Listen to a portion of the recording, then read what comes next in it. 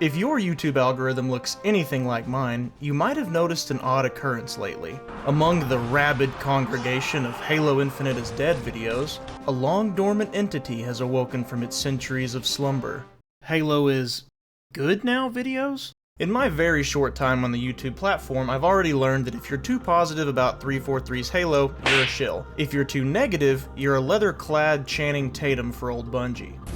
I love him. But who am I to be commenting on Halo Infinite's positivity? While there exists one man who has had the biggest impact on who I am today, the series that has had the most effect on me has been the Halo series. Local multiplayer matches and campaign split screen on Combat Evolved and Halo 2, getting absolutely shreked in my first Xbox Live matches, but creating lifelong Forge memories in Halo 3, and lining up like a Marine on the Pillar of Autumn with my friends on launch night for Halo Games Since is truly what grafted me into the gamer and science fiction fan I am today. I even read some of the books when I was a kid, I've still got them somewhere. Despite all of the life changes, the Halo fan in me has persisted. They say never meet your heroes, but I gotta say, Steve Downes, the voice of the Master Chief, was absolutely incredible. He came across as extremely genuine and grateful to the Halo community. I'll add the message he recorded for me at the end of this video, along with some things he shared at the Q&A that I thought were interesting. Anyway, to avoid beating a dead grunt, we won't revisit all of my grievances with Halo Infinite, or why I'm the last person in my IRL friend group that even still bothers with the game. How do you do, fellow kids? But instead, let's dig into what exactly is going on with Halo Infinite right now that's different from the last 2 years, and why people other than some of the more Halo-specific channels are saying, "It looks like fun and I want to do it!" And that's not to discount the opinions of Halo-centric channels. They provide much appreciated consistency when it comes to news about the game, and usually bring a very positive presence to the Halo community. But to say a Halo YouTuber wants more people to play Halo Infinite would kind of be like saying, "Other breaking news. Water. Wet." Disclaimer, I play the game at least once a week and have some Halo videos of my own, so I don't mean that as an insult to any channels out there that focus on Halo Infinite. While the free-to-play model brought record numbers of people to the game on launch week, disappointing player retention figures followed. Many cited aggressive monetization in comparison to previous Halo games, and the lack of service in its live service over its first year as the primary reason people didn't stick around. The gameplay was near universally praised, but it seemed like most people other than the core Halo fanbase got bored all too quickly. They could only be forced to play Oddball on Livefire or Stockpile on Deadlock so many times before entering a near vegetative state of boredom. A far too slow drip feed of content saw the game's seasons bringing not much more to the table than a new battle pass, some new shop items, and a new map or two, and that was it. That is not the kind of content players want to see for a season that lasts 6 months. A split-screen controversy, an ex-CEO, and numerous layoffs from Microsoft later, people started to question if the game would even make it another year, let alone another content-devoid season. He's not gonna make it! He's gonna make it! The leaders of 343 one by one were leaving the studio, some substantially more missed than others, but it became unclear who exactly was steering the ship that was Halo, and where exactly that ship was headed. You have a train to catch. Was Halo going into cryosleep so Microsoft could focus on its ZeniMax and Activision Blizzard acquisitions? Pierre Hinze, who is experienced in fixing broken Halo games after abysmal launches, was promoted to studio head and released a statement that said, "Don't worry guys, we're still here with Halo," which to some had the opposite effect. But then Halo Infinite had an idea. A special idea.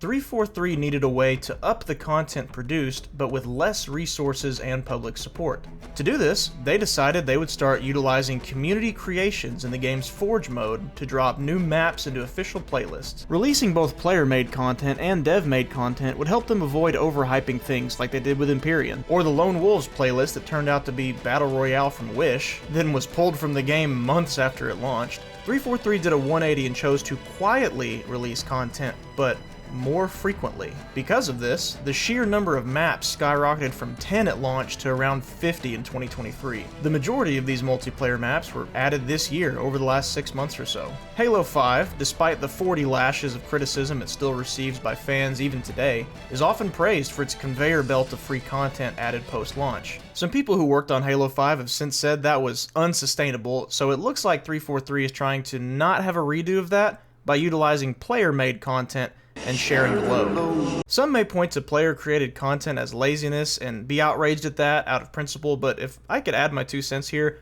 good content is good content. The majority of maps that have been released since 343 started this have been very welcome additions. And while I don't love the precedent of a game studio leaving what appears to be the hard work up to the players, it's led to a dramatic uptick in new content being added to the game that has only made the game better over time. For example, Squad Battle.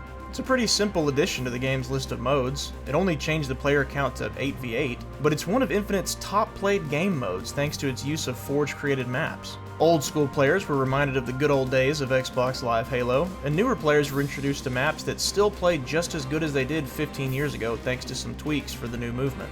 Except the big fan doesn't move this time. Move! Move! He's asleep! Big sad. And there wasn't even a build-up for this. 343 just added it to the game. With new content and events dropping multiple times a month, Halo Infinite was finally feeling like a live service game should. Major features and modes that were sorely missed at launch have since been added, such as Forge, Custom Games, Infection, and Network Campaign Co-op. Say what we will about these things and more that should have been in the game at launch, and we'd be correct, but they weren't. And there's no Doc Brown here to take us back in time to change that. Is this me forgiving Infinite for its state at launch? No! But even the game's most vocal critics, myself included, can't deny that the game is objectively better today than it was when it released in November of 2021. None of the things I mentioned that I believed Halo Infinite needed in my first edited video are in the game yet at the time of recording this, and I still resent that. But new modes like Squad Battle and Husky Raid, along with the new maps, have still helped keep my attention. But how are people outside of the Halo community rediscovering the game? Well, the game's improvements have since been highlighted by some popular streamers such as Summit and Shroud. Did you hear Shroud's considered playing Halo? Yeah, I heard Asmongold and Shroud are both considering playing. Yeah, man. It's a fun game. It's free to play. You can't beat it. Well, that was fun. Actually. No, it was fun. It was fun. I know I keep talking the game, but it actually was fun. Like, if I didn't have fun, I wouldn't have played for like 8 hours. You know what I mean? I do not believe that what a handful of successful streamers play on their stream accurately dictates what people like and what they're spending their time playing, but there's no denying that these streamers have large followings of fans who are getting impressions about Halo Infinite this year that they might not have gotten otherwise. And I bet streamers playing and giving overall positivity about the game had an effect on player count. Speaking of impressions, if you feel like I've earned it and want to help out the channel, likes on this video go a long way with the elusive yet almighty algorithm gods. We must feed him. We must feed him gravel. And if you want to see when I post next, consider subscribing. But it's not just streaming audiences that are growing. The game is seeing steady increases in player count for the first time in 2 years, at least on Steam, not counting the initial spikes that happen when a new season drops. This doesn't take into account console players or Game Pass users, but I think Steam is a good data pool to consider. A slow but steady buildup of players over time is far better business-wise than a huge spike when a season drops, only for that spike to wear out a couple days in. More consistent players means more people buying microtransactions. More purchases means more profits, and more profits means more attention being given to the game by the dev studio and the parent company overlord. How can you make money with such a stupid idea? And how can you not make money with such a brilliant idea? If you're somebody who checked out Halo Infinite, left, and never came back, and your sole gripe with it was its monetization practices and how customization was shoved behind time events and paywalls like it stole one of Khaleesi's dragons, then I'm sorry to report there's not going to be much here to sway you. Armor cores and basic colors are all free now, but you still can't mix and match armor pieces, and currently the only way to progress or unlock any kind of customization options is to either buy the Battle Pass or play the limited time events. Battle Passes aren't timed, they last forever, which is shocking to me that other games haven't adopted this method of player retention and respecting players' time, but the free timed events that give cosmetics do still rely on the fear of missing out to try and get you to play on certain days. Which must just lead to god-tier levels of profits that we peasants don't see, because I don't know a single person in the gaming community who likes and prefers cosmetics being gate-kept behind timed events. However, if your departure from Halo Infinite was because you didn't like having to play a random game mode on a random map every time you joined in, I can actually say the times have changed. An extensive list of game modes to choose from, some new equipment in-game to add to the weapon sandbox, and a bunch of new maps all contribute to the new variety that Halo Infinite is enjoying right now. Which brings us to what I believe is up with the recent Halo Infinite positivity. Nice. New additions like squad battle and new maps gave the game some sorely lacking positivity online, which led to people giving the game a second look, trying it out, some of those people being streamers with followings. Once they were there, they were pleasantly surprised by the increase in things to do since they last gave it a whirl. Unfortunately for the gaming industry, Halo Infinite is far from the most aggressive AAA game out there when it comes to microtransactions. So I honestly don't think it's the monetization alone that's deterring people from coming back to it. That same monetization, or worse, exists in other AAA games. Now that is not a defense. I would be the last person to defend Halo Infinite's monetization. I'm just saying. I don't see the harm in playing the game if it's free to play, not letting 343 profit anything off of me until they correct their mistake with split screen. Consider me the guy at Hastings every Friday night who browses the collectible aisles but never actually buys anything. That actually was me, and I know there's more of you out there. This right here?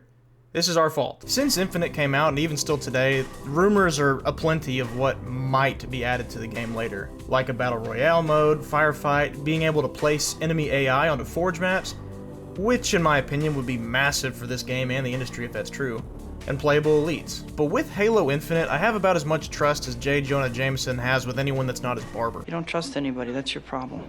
I trust my barber. I'll believe it when I see it in the game, and if it's there, I'll get hype about it then. Yes, it's true. The game is objectively better today than it was at launch. 343 has taken some steps up the mountain, but they are far from the top.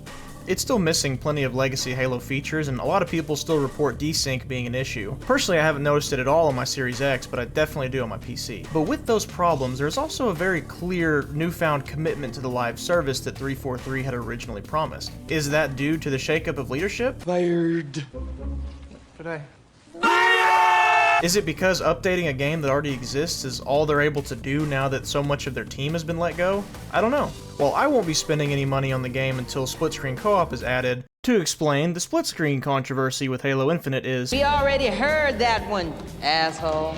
Alright, never mind then. I think I'd agree with the sentiment that Halo Infinite is worth checking out again, for those who haven't touched it in a while. Speaking of promises, as promised, here's the Master Chief himself to close us out. This is Steve Downs, the voice of Master Chief, Spartan 117. So I'm here with Colby, and I just want to thank you guys for being part of the Halo community for all these years.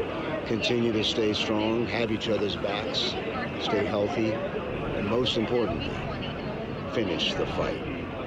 All the best to you guys. Chief, out. Let me know your thoughts in the comments. Do you think Halo Infinite's even worth saving? If so, how are they gonna do it? Thanks for watching as always. Kingerd out.